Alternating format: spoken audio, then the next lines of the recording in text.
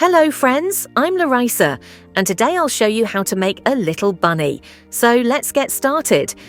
For the bunny, I used paper with a density of 160 and 220 grams per square meter. For the base, I used 300 GSM paper. The strip width is 10 millimeters, but you can use strips from 3 millimeters and wider. Tools, tweezers, scissors, and awl, round sticks, and any white glue. I talk about them in the link above and in the description of this video.